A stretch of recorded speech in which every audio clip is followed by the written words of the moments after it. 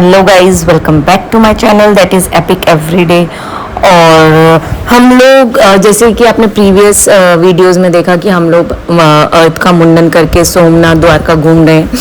तो फाइनली आज हम लोग निकल चुके थे द्वारकाधीश के लिए। मेनली हमारा आज का टारगेट था नागेश्वर टेम्पल ज्योतिर्लिंग को कवर करना, क्योंकि हमारे पास ज़्यादा टाइम नहीं था, आज ही की ट्रेन थी। तो हम लोग निकल गए थे नागेश्वर टेम्पल के लिए।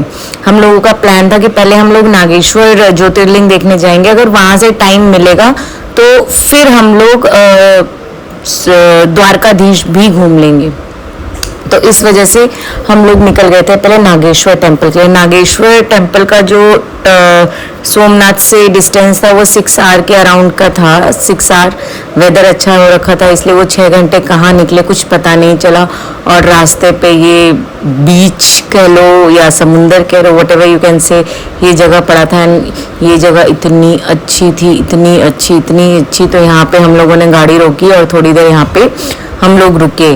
और मतलब ऑब्वियसली जब वेदर अच्छा हो और ऐसी जगह हो तो रुकने का ऑटोमेटिकली मन कर जाता है। तो हम लोग थोड़ी देर यहाँ पे रुके और मेरी मम्मी वगैरह ना यहाँ पे वो सीप ढूंढने लगे और बहुत सारे सीप इकट्ठा करे। नीचे वाइट दिख रहे होंगे तो सीप हैं। तो वहाँ पे मेरी मदर ने और मेरे इन लॉज वगैरह ने सबने बहुत सारे सीप वगैरह ढूंढे।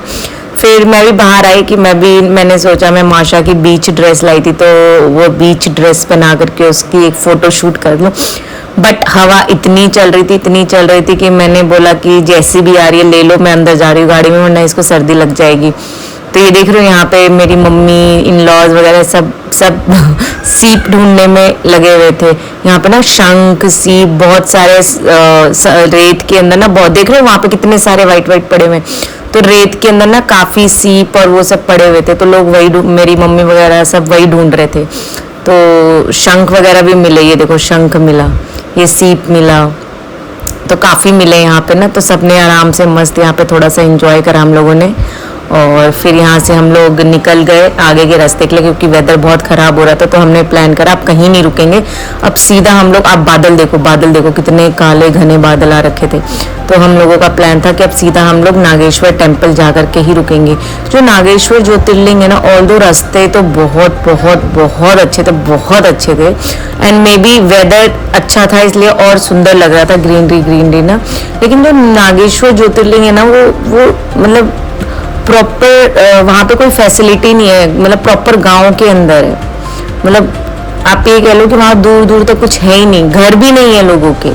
तो प्रॉपर गांव के ही अंदर है। मतलब नागेश्वर ज्योतिर्लिंग अगर आप जा रहे हो तो वहाँ पे आप रुक नहीं सकते, मतलब एज सच फैसिलिटी नहीं है, आपको द्वारका ही आना पड़ेगा। और हमारी जो ट्रेन थी ना आज की वापसी की, वो द्वारका से ही थी।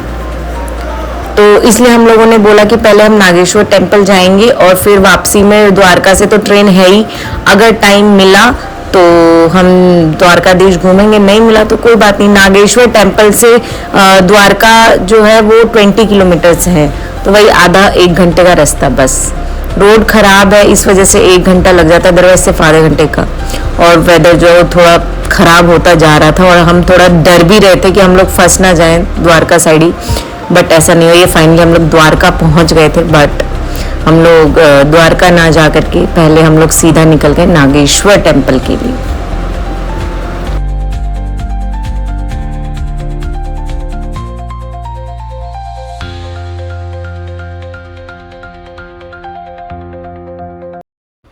फाइनली हम नागेश्वर टेम्पल पहुंच गए थे। वी आर एक्सपेक्टिंग कि बिल्कुल भीड़ नहीं होगी, बट वहां जाने के बाद पता चला बहुत भीड़ है। अगर हम लाइन में लगते तो हमें 3 आवर्स लग जाते दर्शन करते करते, जो कि हमारे पास बिल्कुल नहीं था इतना टाइम, क्योंकि हमारी 7 बजे की ट्रेन थी और हमें द्वारका वापस जाना था, 6 बजे तक पहुँच जाना था किसी भी हाल में।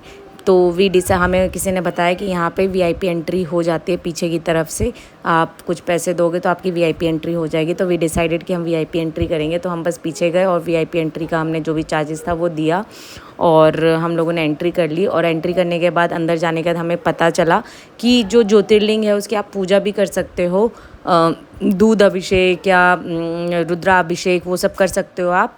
अगर आपने वो सामान खरीदते हो तो फिर वी डिसाइडेड कि हम लोग मुंडन कराए तो चलो वो भी अभिषेक कर लेते। साइड में देख रहे हो सामान लगा हुआ है, अगर ये सामान लेकर के आप पंडित जी को बोलते हो तो वो आपका रुद्राभिषेक या दूध अभिषेक जो भी आप चाहते हो वो कर सकते हो। तो जैसे ये लोग अंदर कर रहे हैं वैसे हम लोगों ने भी अंदर बैठ करके पूजा करी। पूजा करने के बाद हम लोग भाग करके आए और सीधा अपने रेलवे स्टेशन पहुँचे और मतलब द्वारका गए। द्वारका में भगवान के बाहर से ही दर्शन करे और उसके बाद हम लोग रेल में बैठ गए। यहाँ पे जो पंडित जी खड़े हैं ना, ये द्वारका के पुरोहित हैं जो द्वारका की पूजा कर रहे थे, काफ़ी फेमस है, इनका नाम याद नहीं आ रहा, वो हमारे ही बॉगी में थे। उसके बाद हम लोग वापस अपने वडोदरा आ गए। सुबह 5 बजे हम लोग वडोदरा पहुँच गए थे एंड जब हम लोग पहुँचे तो 6 बज गए थे। पहुँचते पहुँचते 5 बजे रेलवे स्टेशन आ गए थे एंड शॉन वाज लाइक मुझे छोड़ के कहाँ चले गए थे। ये देखो ये कितना ज़्यादा हाइपर एक्टिव हो रहा था, क्यों? क्योंकि हम इसको छोड़ के चले गए थे। एंड घर आते ही मैंने सबसे पहले नहाई, नहाने के बाद मैंने पूजा करी, भगवान को प्रसाद का भोग लगाया। उसके बाद घर में हर कोई भूखा था तो सबसे पहले किचन में जाकर के ब्रेकफास्ट चढ़ाया और ब्रेकफास्ट में आई डिसाइडेड कि मैं इडली बनाऊंगी, रवा इडली, क्योंकि वो बहुत जल्दी बन जाती है और झटपट बन जाती है। और रवा इडली बनाने में मेरे को कोई मेहनत नहीं लगती। सिंपल सूजी लिया, उसके अंदर दही डाला, इनो डाला, पानी डाला, नमक डाला और फिर उसको इडली बैटर वाले बर्तन में डाल दिया। सो फाइनली पूरा ट्रिप ख़त्म करने के बाद, मुंडन सब कुछ होने के बाद finally ma'am back to the kitchen. Ma'am trip कैसे गया?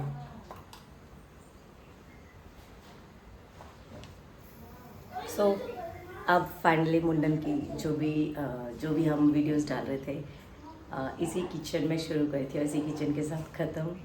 Will see you in next blog. Till that do like, share and subscribe my YouTube channel, that is epic everyday, and ignore my voice, क्योंकि इतना चीखो, मतलब क्या होता है ना जब हम ट्रैवल करते हैं, you have to manage everything ना, तो बहुत ज़्यादा बोलना पड़ता है। सो उसकी वजह से मेरी आवाज़ जो है वो जा चुकी है। अभी आई नीड रेस्ट गले का एटलीस्ट 1 वीक, तब जाके आवाज़ आएगी। Till that do like and share my, till that do like, share, subscribe my YouTube channel, that is epic everyday.